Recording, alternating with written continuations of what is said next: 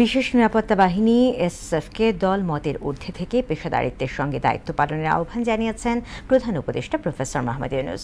এসএসএফের প্রতিষ্ঠাবার্ষিকীর আলোচনায় তিনি বলেন, জনবিচ্ছিন্ন না হয়ে বরং জনসংযোগ ও নিরাপত্তার মধ্যে ভারসাম্য রেখে কাজ করতে হবে। বাহিনীটিকে প্রশিক্ষণ, অস্ত্র ও সরঞ্জাম আধুনিকায়নের প্রক্রিয়া চলমান রয়েছে যা বলেও জানান প্রফেসর ইউনূস। আরও জানাচ্ছেন সুরাইয়া মুন্নী। রাষ্ট্রের অতি গুরুত্বপূর্ণ ব্যক্তিদের নিরাপত্তা নিশ্চিতে কাজ করে স্পেশাল সিকিউরিটি ফোর্স এসএসএফ। ৩৯ বছর ধরে দক্ষতার সাথে নিজেদের দায়িত্ব পালন করে আসছে বিশেষ নিরাপত্তা বাহিনীর সদস্যরা। প্রতিষ্ঠাবার্ষিকী উপলক্ষে আয়োজিত অনুষ্ঠানে প্রধান অতিথি হিসেবে যোগ দেন প্রধান উপদেষ্টা প্রফেসর মোহাম্মদ ইউনূস। বক্তব্যে তিনি বলেন, ৫ আগস্ট বাহিনীর কিছু যানবাহন ও সরঞ্জাম ক্ষতি হলেও অল্প সময়ের মধ্যে ঠিক করা হয়েছে। এখন প্রশিক্ষণ ব্যবস্থা, অস্ত্র ও সরঞ্জাম আধুনিকায়নের কাজ চলছে। এসএসএফকে বিভিন্ন ধরনের প্রশিক্ষণ সহায়তা দেয়ায় সেনাবাহিনীকে ধন্যবাদ জানান প্রধান উপদেষ্টা।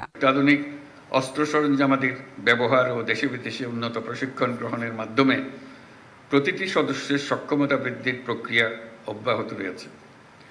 খুব শীঘ্রই এসএসএফ তাদের ১২ বছরের পুরাতন বিএইচএফ রেডিও কমিউনিকেশন সিস্টেম পরিবর্তন করে সর্বশেষ মডেলের ইউএইচএফ রেডিও কমিউনিকেশন সিস্টেম সংযোজন করবে, যা তাদের আভিযানিক কার্যদক্ষতা বহুলাংশ বৃদ্ধি করবে।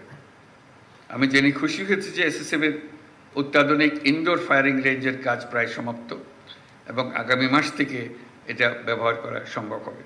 তিনি বলেন, দক্ষতার পাশাপাশি চারিত্রিক দৃঢ়তা, উন্নত শৃঙ্খলা, সততা ও মানবিক গুণাবলী অর্জন করা জরুরি। দায়িত্ব পালনের ক্ষেত্রে কোনো ধরনের রাজনৈতিক মতাদর্শ বিবেচনায় নেওয়া যাবে না। এই ৪০০ জন ৫০০ জনকে দিয়ে বাকিদের উৎসাহিত করা, এই ফোর্সকে দিয়ে অন্য ফোর্স উৎসাহিত করবে, আমাদের লেভেল অতটুকু ওখানে যেতে হবে।